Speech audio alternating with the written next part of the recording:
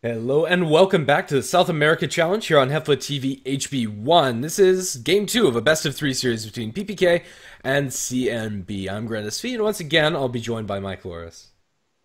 So game one was an absolute raffle stomp in favor of CNB. PPK had absolutely nothing go right in that game. And when you have something like that happen, you want to pick up the most secure heroes that you possibly can. Heroes like Viper, heroes like Puck, who will pretty much always do okay. And you also want to have heroes that can do a whole bunch, and you don't want to be super passive. So I don't want to see a Spectre from PPK. I don't want to see a Medusa. There we go. Perfect. Yeah, I think this is probably a much more stable way for PPK to go about it.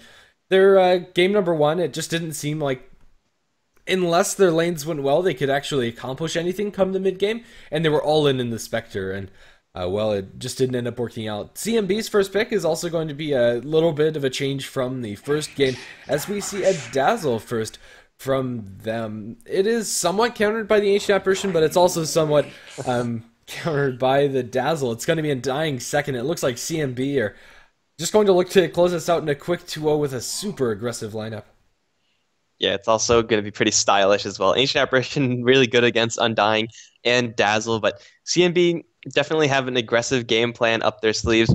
Maybe a little bit of a BM game plan as well, seeing as though they demolished the last game with pretty much no sweat. So you might as well go for something a little bit more out of the ordinary just to shake things up. But for PPK, grabbing the Ancient Apparition that's a solid enough hero versus especially this aggressive lineup. The Ice Blast, if it does come up, is going to be absolutely crippling towards the Dazzle and Undying.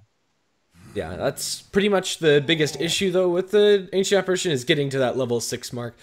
But once you get there, it is going to be a really useful utility for the team, and the Chilling Touch is also going to help them out quite a bit. So I think it's fair enough to see it this early on. Bristleback and Clock the Bands coming out from CNB, and Tidehunter taken out by PPK. Right, so it seems like PPK are just going to try to lock down the lanes as much as possible. And honestly, that's the only thing that they can really do at this stage. Since opening up with an Undying Dazzle, I would have no clue what's going on except for, expecting the enemy team to go aggressive. And yeah, I think Bristleback probably would have been better for CMB to grab than to ban, but they clearly have something in mind, and I don't know exactly what that is. For PPK, they just have to make sure that their lanes aren't going to get overrun. It is possible just to stymie the aggression so much by locking down the lanes that you never really have to worry about the early game plays of an Undying. Yeah, and it looks like they're already well on their way towards doing that. I think already PPK's lineup looks a lot better than what we saw in game number 1. They'll ban out the AA, and maybe this is going to flag a Bristleback for them. No, it's banned. Oh, no, not a Bristleback. Yeah. I meant Brewmaster.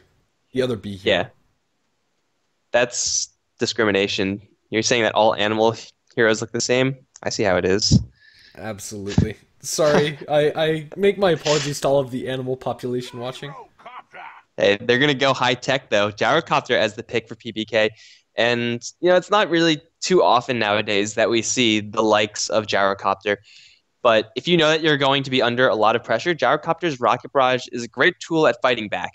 He's not great at taking the hits. He's, not really good when he's forced to run away.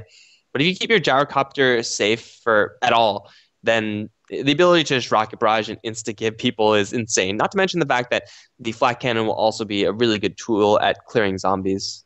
Yeah, I think that's one of the bigger reasons why they're going for it, just because Undying without his tombstone is a lot less threatening. And inside the fight, just having a hero that can offer a lot of AoE control and that flak is going to be really useful. CMB will settle on a Weaver, and right now already backed up by a Dazzle. And without any lockdown, so to speak, for PPK, or at least reliable lockdown, they have the Cold Feet as well as the missile, but that's about it. So Weaver should be able to run pretty rampant throughout these team fights. Yeah, and PPK, they need a hero with a little bit of crowd control. And by a little bit of crowd control, I mean a lot of crowd control. They are currently working without any, and the heroes that have multiple sources of crowd control, Lion is going to be in consideration for PPK, and that probably is going to be the most reasonable pick for them. Shadow Shaman also a possibility, but just grabbing like a Rubik or someone just for one form of CC isn't quite going to be enough at shutting down this Weaver. It's possible for them to get occasional kills on the Weaver, but it is far, far, far from reliable. So They either need to do that or max out the homing rocket, which is still not too bad, but not really what you want to do up against the incoming aggression. Yeah, I do think that Lion is probably your best pick, but they'll go into Eventual Spirit. I can't really complain about Venge. Still a pretty good hero in her own right, but I think that Lion kind of outclasses her here as a pick. CNB will pick up an Enigma, and although most of their team is going to be going pretty aggressively, the Weaver and Enigma will have plenty of space to back up and farm during that. Yeah, so CNB, they're kind of actually slowing down a little bit from their aggression. Like Enigma can push, but I think really if you want to be playing super aggressively, you grab a Chen or an Enchantress or something like that. As Enigma is a little bit more mixed in the team fight later on than the outright early game push. For CNB, I mean, they have a lot of kill potential right now. They're also kind of low on crowd control effects. So if PPK grab someone who is a little bit more mobile, like the Storm Spirit, Queen of Pain, Puck along those lines, then CNB might struggle to actually kill off that hero. Yeah, I would like to see something along those lines for PPK's last pickup. But then again, it also makes their lanes a little bit wonky, as they don't have anything great or any place great to stick those heroes. They could very easily go aggressive, however, and maybe that's what they have in mind. Darkseer, the last ban coming out from CNB, and Puck from PPK is going to be taken out. All right, so what do PPK want for their last? The offensive tri-lane for them, Venge, AA, Gyrocopter, or Viper even, is really, really deadly. And it's going up against Dazzle Undying, which is fairly deadly in its own right, but just not as much so. So I think PPK, they can't afford to go for an offensive tri-lane right now. They themselves ban out the Puck. So they're just looking for a single hero to go towards a off lane or safe lane. And I think they have a lot of flexibility in that regard. Razor going to be another generally safe hero for the PPK side as CNB instantly respond with an Invoker. Yeah, perfectly reasonable the Razor pickup for PPK. I think this game is a lot more stable for them than last, and their lane should be pretty much on lockdown, but we'll just have to see. For CNB, it's probably going to be an off-lane Undying, safe lane farming Weaver, and Invoker towards the mid, or some combination of those heroes. To introduce their lineup, Klotz going to be playing on the Undying, over on the Dazzle, Sooth's going to be playing on the Invoker, Deeks on the Enigma, and last but not least, Weaver by Ned. And for the PPK side, we have Diamond, who's going to be playing the farming Gyrocopter down towards bottom. Kami is going to be on the Vengeful Spirit and playing the Ancient Apparition. We got Nenenshina, which I'm pretty sure I'm mispronouncing, but that's fine. The Viper player is going to be Dark Zinha, and over towards most likely top, it's going to be Shermie on the Razor. Most likely, as you said, going to be facing up against that Undying, but it is very possible for CNB to swap up their lanes, and they might even consider just leaving the Weaver down on the solo lane bottom and then running a dual lane top.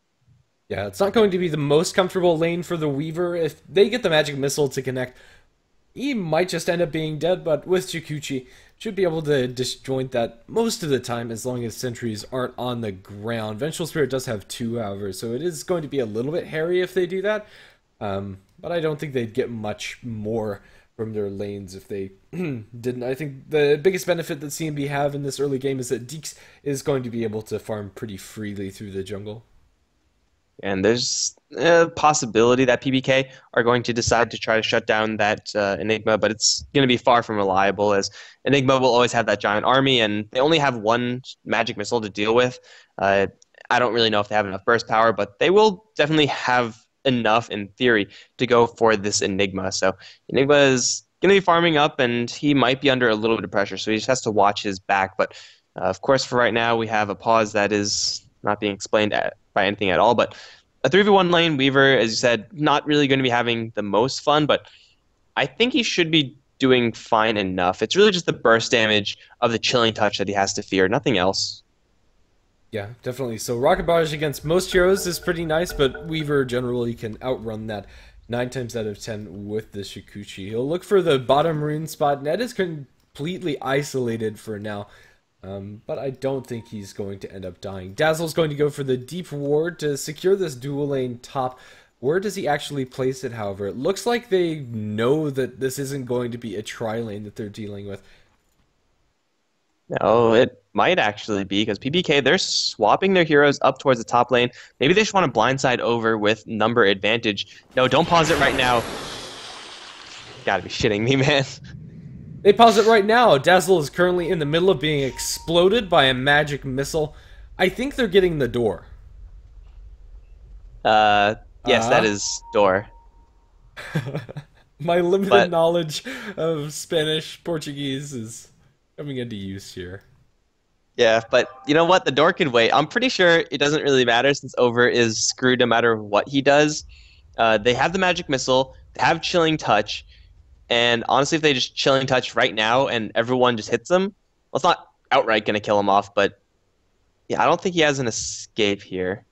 He's going to No. have to try to run away. He went Poison Touch 1 as well, so not going to have heal, not going to have Shallow Grave, or pretty much any hope of surviving here. 375 HP, 2 volleys of the Chilling Touch should do the trick. And they also have the gyrocopter on the low ground who could even cut off the dazzle if needed. So uh, Over, unfortunately, is going to die. But that's what happens when you chase forward for a Razor. You get punished. Chilling Touch is up. Over's going to take a hell of a lot of damage. And who's going to get the last hit? It's going to be Kami on the Vengeful Spirit. So maybe PPK are going to dissolve their tri-lane. It looks like they do want this gyrocopter to get safe farm. I don't really know if I agree with this. I think their offensive tri-lane would have been so much better.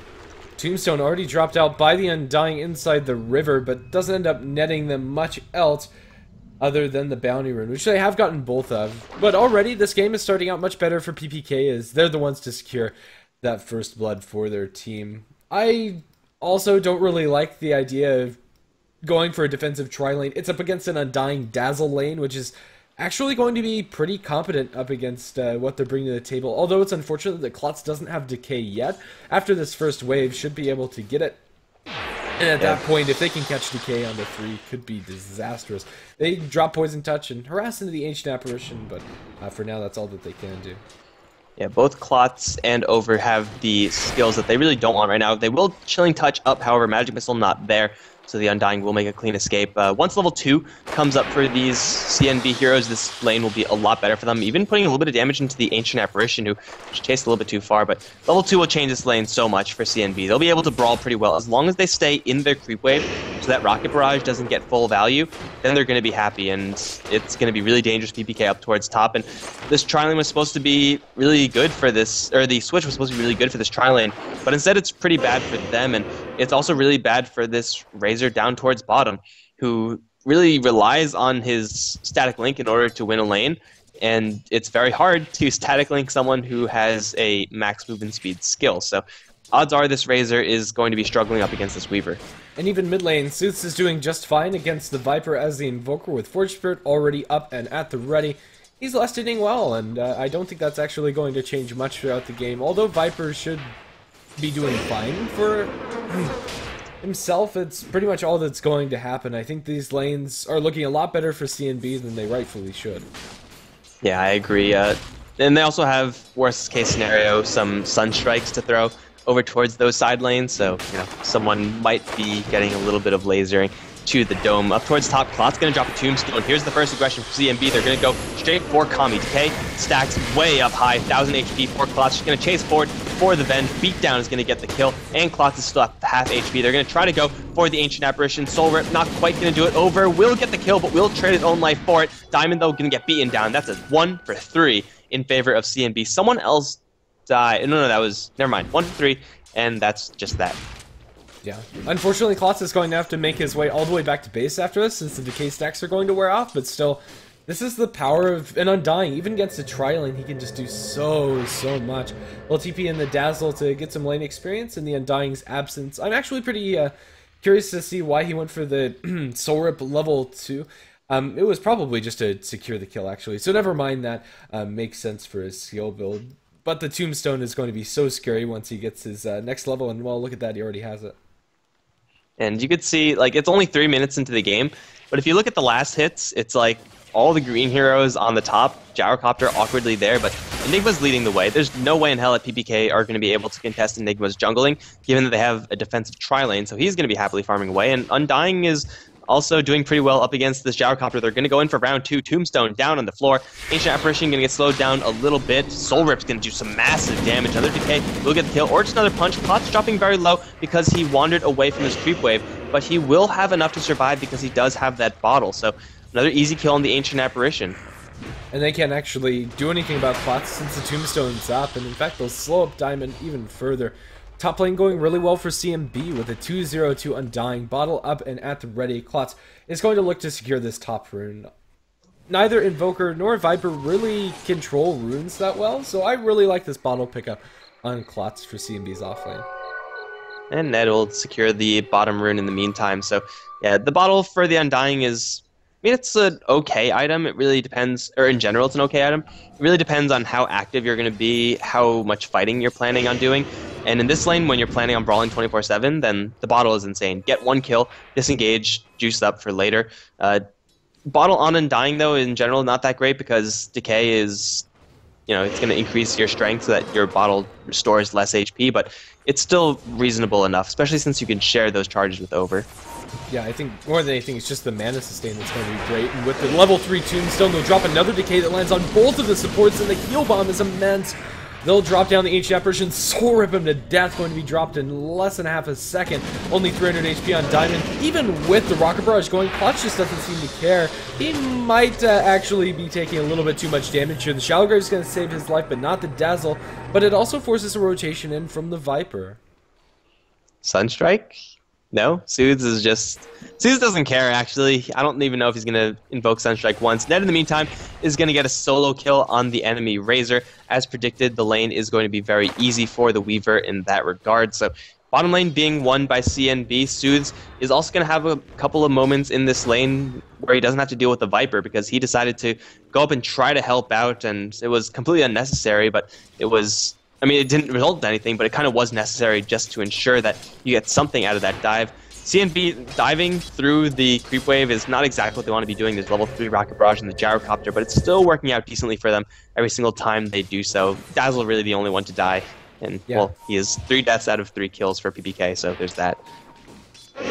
The silver lining for PPK is that the Gyrocopter is getting decent farm, but again, they're going to look for a dive. This time, the Tombstone is inside tower range, but they have a Soul Rip to heal it up, and they have Decays at the ready. They're going to look for a dive. Klotz is eating tower aggro as well as a Magic Missile in the Rocket Barrage, but a Grave buying him some space. Now they bring in Dix. He has a black hole, and they'll be able to turn onto Diamond. Sorry, it's Deeks, not Dix. Either way, Vengeful Spirit going to try to run away from this, and she'll be successful, but in the end, they just didn't expect the level 6 Enigma rotation. And he didn't even smoke up or anything, just walked right in. Klotz getting bailed out by Over's Shallow Grave, and they just forced out everyone from this top lane. PPK, their defensive tri-lane, in shambles right now. Their Gyrocopter got a lot of last hits and denies. Oh no, that's zombies. That we can't rely on the last hits and denies thing any longer. He's on the top of his team as well he should be, but still on the bottom of net worth. They're effectively on the bottom. They're going to teleport up to the top lane with 3 heroes. Over. Looks like he missed the memo, and he will be dying here to something. Plasma Field not quite going to do it. He has no grave, so he will just be going down. Tower also in deny range, so PPK bring in the cavalry and they get something. But Undying actually is comfortable fighting up against this many heroes, assuming he has a creep wave here. Tombstone will absolutely destroy PPK, and he's going to start off with some strength steal. A 2v4 would be a great way to go out. It's a blaze of glory for sure, but it looks like they don't want to take that fight yet. And then they'll just back off and start pushing up mid lane, it seems, as the Enigma's made his way there. They now have the Flesh Golem too, and it looks like Klotz now wants to fight. He gets another 2 stacks and drops the tomb onto the ground.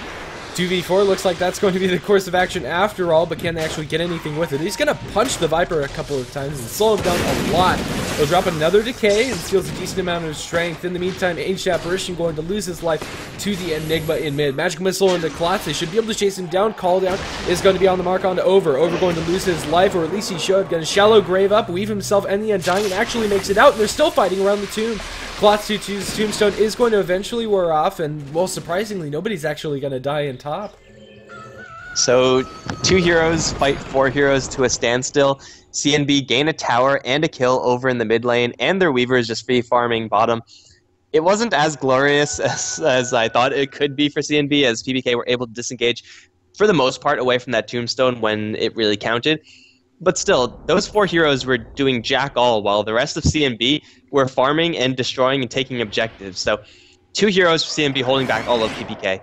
And I don't care what stage in the game you're in, that's going to be fantastic for those 2 heroes, because the rest of the team, they're able to do other things.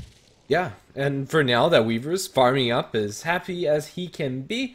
Enigma's been farming up nicely, and the jungle has a completed mechanism, as well as a couple kills under his belt here at 8 minutes in. Tombstone on the ground, the magic missile up over, but again, the Shadow Grave's going to keep him alive. This time, Klotz might end up dying. He's going to soul rip and buy himself enough space to bottle up over in the sidelines. Running back into Kami, the body blocks are there, and they have another magic missile. This should be the end of Undying's life. He turns around for the decay, can't actually find it, but now they bring in the Enigma with the mechanism a little bit late to the party. Dazzle also dies to the extra damage from the Razors, so CNB, a little bit too loose up in the top lane, are going to lose quite a bit. But still, Weaver farms, and so does the Invoker. In fact, with a haste rune, I think this is dead AA. Sunstrike going to be on the mark with a cold snap. This is, yeah, dead AA.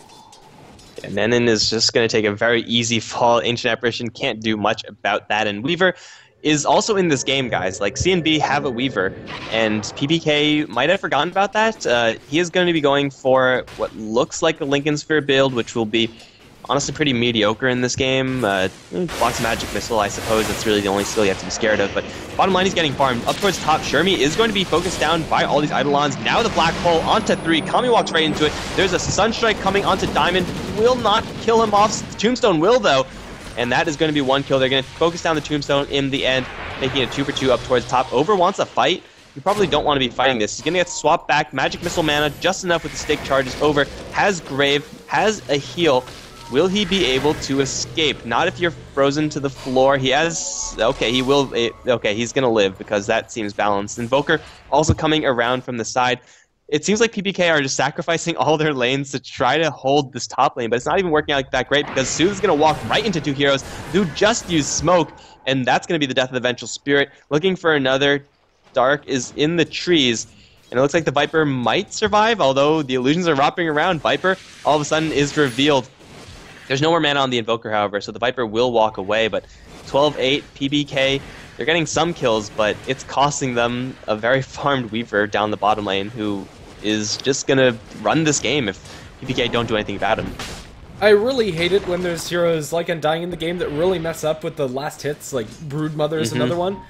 But, yeah, Jarcopter's net worth is pretty much telling of where he's at. It's okay, like, he has his phase and Helm of the Dominator, but nobody else on his team is doing well at all, but he's far from 90 actual CS because a lot of those are zombies. Tier 1 tower going to be falling to the Undying, and well, they still have their mechanism up and at the ready. If they had more mana on their Invoker, I think CNB could just continue, and maybe they do it even without that. Well, they have 3 bottle charges in the Undying, so they have enough for Sooths to get another spell cast. And even if he doesn't have anything to cast, he is still working with a very high level of Exhort, so his right clicks are doing quite a bit. They're just going to go for it, and it seems like PPK, they're not going to take a fight right now. Dark is kind of in the area, but he can't do anything. He has a mech completed, so for Viper, that's not too bad, but you need a lot more than just a Viper with just a mech if you're going to be holding these towers. They're going to take out the entirety of this top lane, CNB, without really breaking much of a sweat. The rest of the PPK heroes, I don't really know what they were doing, but they weren't defending and they weren't really farming either. Yeah, Weaver left alone in the bottom lane. He's been doing this all game, and Ned's more than happy to do that. He's going to have his completed Lincoln Sphere anytime now, and even though you've already mentioned now it's not going to be the greatest of items for the Weaver, it's still going to be a completed major item that's going to give him stats and propel him towards the next one. He's going to eat an Ancient Apparition Ice Blast, but the detection's a little too late in coming up from Kami. Long swap back, but he's going to be able to get the time-lapse off. He'll eat a Viper Strike on the way out, but it looks like Shikuchi's going to buy him plenty of space. That was not a level 1 nether swap range. That was like level 2 at least. I have no idea how the Venge was able to connect with that skill. Didn't matter in the end because Weaver was able to slip away. Now going to rejoin with the rest of his team. Klotz, oh, Net actually almost going to die as Klotz deciding to heal himself instead of the Weaver because that's how he rolls. Tombstone is going to die right now, so it looks like CNB might not make this tower push happen. And this time they don't have anyone else farming, but if it results into a big old team fight, Enigma just needs 10 seconds. Then he'll have a black hole. They're going to drop a rock onto Shermie with the cold snap. Shermie's instantly going to die. Didn't see that one coming. He's just going to get destroyed. And Weaver is going to be backing off right now, has a Lincoln Sphere incoming. They can rinse and repeat. That was pretty easy. At the very least, this game has a lot more potential for PPK to take fights than the last. They have their level 6s on everybody, and their AoE team fight is at the very least acceptable. If they get the Ice Blast off, then maybe they can take an engagement into CNB. We'll just have to see how that pans out. For now, the tier 2 tower mid is going to be taking a lot of heat. The missile flies through. Will it be destroyed? No. He'll end up eating that stun and an Ice Blast to the face, but it looks like Deeks and Zeus are both going to be able to get out of there as Over does a nice little dance. Hey, you gotta taunt the enemies a little bit. They have everyone rotating in now. Weaver with that completed Lincolns is going to be wrapping around. Spotted, however, by a random Hellbear by the Gyrocopter, I believe, was looking to get some stacks going. Unfortunately for him, that's not going to be happening in this game, and even if it was, CNB, I'm pretty sure, would have so much map presence, they'll be able to contest those Ancients. So it's what you have to do as PPK, but it's not something that you can easily do. Ned's going to circle around to the side, do some pretty decent damage to Shermie. Also draws out a something. His Lincoln Sphere got popped by something. I have no idea what happened there, but Ned is just single-handedly forcing everyone on PPK back. He's going to time-lapse out, and here comes Deafening Blast Meteor onto Kami. Will get mech'd up so he won't outright die, but they take the tower nonetheless, and PPK are unable to make a defense. Suddenly, all the Tier 2 towers are now down for PPK. TB attempt by the Invoker going to succeed as neither the Viper nor the Razor can actually do anything about that. Really, it's all the Vengeful Spirit if they want to cancel those TPs. So CNB going to be able to make it out cleanly and just wait for that next round of items. It's a Yule Scepter up for your Undying. The Weaver is going to be well on his way towards a damage item if he wants to go for that. And you have a Blink Dagger up for your Enigma, and the Invoker's leveling his Necrobook, now currently at level 2. They're just consistently getting more. At the very least this time around, PPK have the Gyrocopter that's getting a decent amount. I mean, it's pretty incredible that he's actually able to keep up with the best of CNB at this point, but the problem is that nobody else is. Yeah, and the problem is that even though you may have a really, really big Gyrocopter, Black Hole will just shut him down completely. And if he's the only one who's of any threat on PPK, then Enigma's going to be more than happy just to launch that Black Hole onto only one target if it means locking down the Gyrocopter. Speaking of, he's going to get thrown up into the air. Deafening Blast on his arrival down. He's going to get mech'd up. Ice Blast comes in, plus the call down. Not really doing too much damage to anyone, though. Ned and Suze stay on the front lines. Deeks going to jump right in with a 3-man Black Hole. The Venge's already dead. They're going to lose Shermie as well as Dark. And they're also going to lose the Ancient Apparition on the chase. You cannot run from this Weaver. That is a pretty sweet Black Hole, and that's going to be a complete team wipe for CNB, 5-0. Yep, apparently you can't run from Heaven or from those little space bugs. Ned going to be able to mop up a lot of kills for his team, and yeah, pretty much off the back of that Black Hole, they'll continue on with this push. And really at this point, PPK, they can't do much about it. 10 seconds until they're really at full fighting shape. And by that time, Tier 3 tower should be down. With the Necronomicon Warriors still there for a little bit longer, and the Forge Spirits and Eidolons at the ready. Man, this is going to be really rough for PPK. I always say that free 20-minute Raxing is generally going to be a death sentence. It looks like they might make a defense right now as they're going to Plasma Field up, but they have to fight into a Tombstone right now. And the Weaver just going to dash forward, looking for Kami. Going to eat a Lincoln Sphere with that, or eat a Magic Missile with Lincoln Sphere. Kami going to get swapped out, bringing Shermie back in, but it still will be the death of the Venge. In the meantime, Klot's going to go 1v3 like an absolute warrior. Shermie is looking to kill off Ned right now, but there's a time lapse available for Ned. Plus, he has Over here to give him a little bit more assistance. Ned is going to poke away at the Ancient Apparition, gets a little bit of Weave Armor as well. Over, trying to hide in the corner right now, is running low on mana, doesn't have anything else, so he will take a fall right now, but he will buy enough time for Ned to get a kill on the AA, and then he'll Shikuchi right back out. In the meantime, mid lane, it's still being pushed, and no one on PPK is doing anything about it. Ned's going to make a clean escape. For CNB, they lose their Dazzle for the upteenth time, but they actually just don't care about that at all, because they've taken Raxes only 17 minutes into the game. And I don't think they're going to lose anybody on the tree. Klotz is going to be dropped low, but I don't think Razor can actually chase this. Just not fast enough. The Yule Scepter on Undying will buy him plenty of space. This game is, someone said in the chat, a lot closer than the last one, but it's still not looking too great. Diamond is going to be Yule's up. Sunstrike on arrival. His call down is going to get the kill, though. So kind of okay, not really, but only kind of. They're going to jump in for Shermie, who for some reason has less than half HP. The Enigma is going to get the solo kill, but Ned is going to steal it in the end. This game is just... Is it already over? It feels like it, if nothing else. Honestly, I don't feel it. Maybe if PPK had the Black Hole on their side, maybe if they just have this amazing high ground defense fight. But they don't. They have Call Down and Ice Blast, and that's useful and all, but right now CNB are just completely snowballing out of control. Weaver is going to pick up a Demon Edge item. I think their best chances are if Weaver buys himself a Divine Rapier and throws it to the Gyro. Outside of that, I'm not feeling it. Yeah, and that's pretty easy to avoid. You just don't get a Divine Rapier, but knowing CNB, it's probably going to be a Divine Rapier build. Like, let's be honest here. They're going to use up the Viper, who's going to land into a Sunstrike plus a Tombstone. Ice Blast is going to come in, connect onto Soothes, but the Viper is already down, and that's their mech down the tubes as well. Klotz off to the sideline is going to take a lot of damage from the Rocket Barrage, but he will be able to walk out, and all of a sudden he's up to full HP because of the mech and the heals from the rest of his side. Poison Touch onto the Razor. Shermie isolated from the rest of his team, going to get the beatdown from Klotz. Over is going to die, though. So, yeah, you can't really do that. But here comes Ned, walking through the Razor, going to get 1 kill, now chasing for a little bit more. Probably is going to get a kill on Kami. Yule Scepter, though, going to save her for a little while longer, but not from the Sunstrike. Oh, swap out is going to save her. The sick plays, but the Rock, yeah, that's not going to do it either. Vengeful Spirit lives. But at the cost of the AA buyback on the Dazzle, they're back with a vengeance.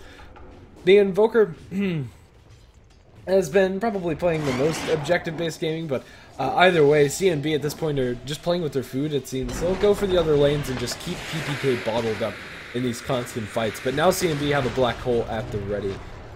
So there could be a big black hole if it actually comes out, if they get too grouped. And right now the Weaver just has not a fear in the world. He'll dive into the tier 4 towers, and maybe this is going to be his undoing. The Ice Blast is going to connect onto the Weaver, so the mechanism is going to heal him back up to about half. Magic Missile is going to pop the Lincolns, but that's about it. And Dying drops low, but with the Grave, I think he's going to be just fine. Can they kill off this missile? Would that missile even kill him? No, not with the Yules, and not because it's a level 1 missile. Ned is going to reinitiate. Who does he want to go for? Has his pick of the litter. Is going to take a lot of damage, but time lapse is going to mean that all that is wasted. Now the black hole plus the meteor. That's going to be the Viper flat, and Shermie also going to take a fall. Diamond has no chance here. They will lose the Enigma, but they will gain pretty much everyone in exchange swap because you might as well. And yeah, that's exactly what happened. They just got hit with the black hole. That's GG. It's 2 very easy games for CNB. Yeah, this one lasts approximately 3 minutes longer than the previous one, but that's not really saying much. But down to their dying breath, at least in this series, they'll proclaim that the enemy team is noobs. It works out for them. Well, thanks for watching, I suppose. A really convincing performance from CNB. It really kind of felt like these two teams were on different levels when it came to performance, especially. A lot of overreactions coming up from PPK when it came to their lanes. And, well, in the end, that's going to be it for here on HeflaTV HB1 as the South American Challenge continues in 2 days, if I'm not mistaken. With a single best of 3, and then furthermore on the 7th. So thanks for sticking through with us till the end. We've been HeflaTV here. If you like the casting, you follow us at HeflaTV at Twitter and Facebook. And, well, I've been Grandis Fiend. He's been Mike Loris. Any final thoughts before we close out the stream? Well, CNB get a, as I said, pretty easy series, but for PPK, as you said, it seemed like they were on 2 levels, but those levels didn't even seem very close to one another. So kind of a disappointing series of stomps.